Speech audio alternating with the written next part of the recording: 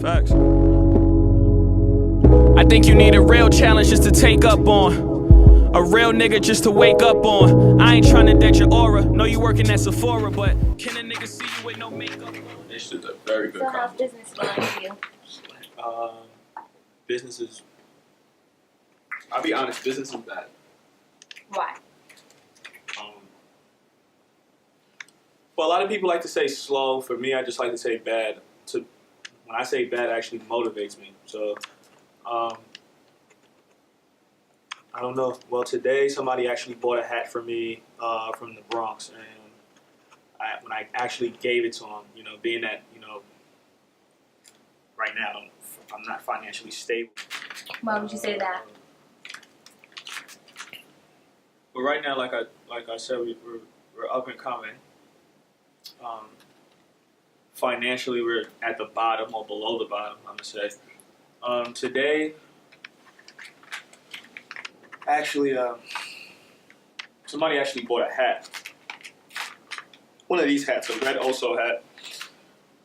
A good friend of mine, and when I saw him, it just made me upset, just because of how I presented it, how I gave him the hat. It was actually wasn't a shopping bag, it was actually in a plastic bag. And of course, you know, we're up and coming, and I had to do what I had to do, but that actually really made me cringe a lot. So, I don't know. However, we chatted a little bit before he actually went home. I didn't know he worked in a flagship polo store. I didn't know that. On 72nd and Madison. And you guys are probably like, what does that have to do with anything? But as we chatted along, he was, you know, telling me about the amount of people that he actually, you know, seen. I think he's seen the Prince of the King of Morocco. I don't know if I'm saying that right. So he goes in the store and he taps whatever he wants. If he taps a jacket twice, and I guess, I don't know what you call those people, you know, they get his jackets for him, and, you know, of course he doesn't like pick up clothes and go to the register, you know what I mean? He taps the jacket twice, and they know to get two. That's great. To me, that's insane. And motivational at the same time. So we chatted about that, and I think that's a good connection, so I'll keep that in mind. I have another question. Yeah. Would you say people that know you support you more than strangers, or strangers support you more than people that you know? If so, why? Strangers definitely support me more than the people I know, because the people that I know me. You know what I mean? That sounds weird, but it's actually true. People who know you feel obligated to want something because of friendship. They feel obligated. People who know you feel like they deserve free products. Because they're your friends. Because they're my friend. However, it's weird being where I'm from. Because I think it depends on the demographic more than the actual people. People are brought up differently. You know what I mean? Where I'm from, we support the weed man for his product and for our well-being for that 3-hour, 2-hour span of time, which is being high. We support him. For a person that's trying to build a movement, trying to do clothing, fashion, and trying to do music, it's hard for them, or us, because I'm a part of it, it's hard for us to support that. Why? I don't know. I'm going to find out, but I don't. Do you feel that people that know you may not support you because you guys come from the same place, but you are not in the same place as they are now? Like, you're moving ahead of them, but you guys came from the same place. So they can be, like, ungrateful to your success or hating on you. I'm going to say No, I'm gonna say that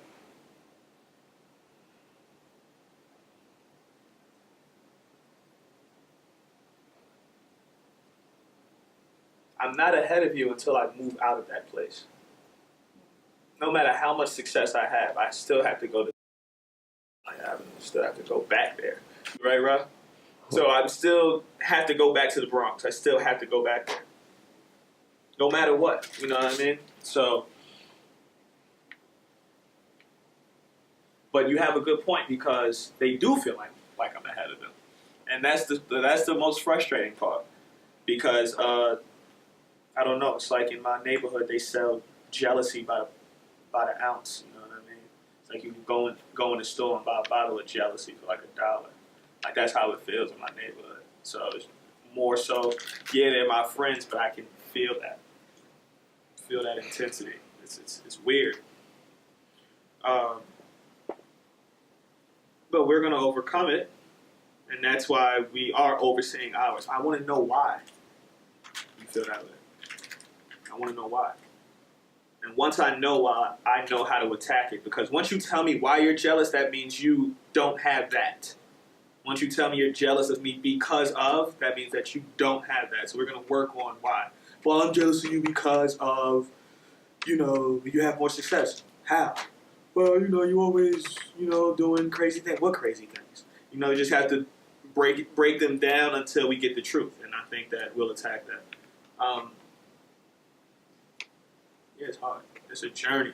What can I say? So, got a question for me. Yeah. My next question was, does some of those opinions matter? Every opinion matters. It does? Every single one. We wouldn't be overseeing ours if we don't care about opinion. You know what I mean? Every single opinion matters. The fact that you don't like me matters.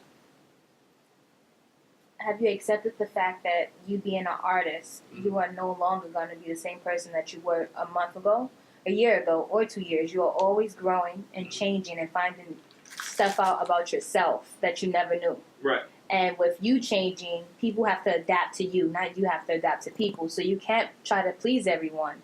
So how do you go about people's opinions who are not? Well, I mean, as an artist, of course, my life is going to change, I know that. Of course, I have to adapt to changes, you know what I mean? Like, you see that Jay-Z interview, you're going to change.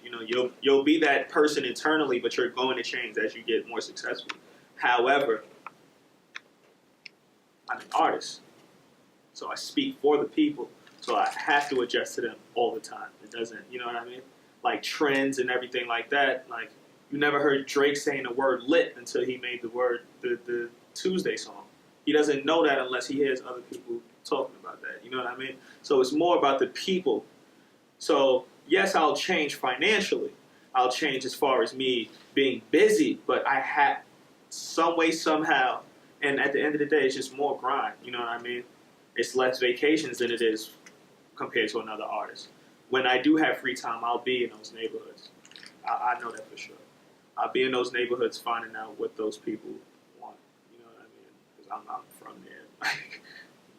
You're all about helping people from your neighborhood and right. and helping people of your demographic. So Right. What about people outside of that? How do you feel about those people? We'll get to them as well. But they don't struggle as much as we do. You know what I mean? So we'll get to the Bronx. So I think once I take care of the Bronx, once I take care of my neighborhood especially, it's different. All middle class, all, higher class, whatever you want to call them, have similarities. But they also have differences as far as how they do things. You know what I mean?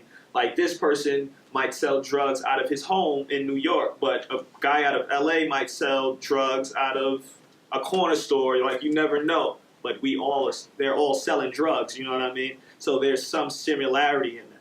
So once I attack one neighborhood, I think everything else will follow, and people will see it and go, oh, financially, I live that life. I'm poor. You know what I mean? Like projects, whatever. Like I'm there.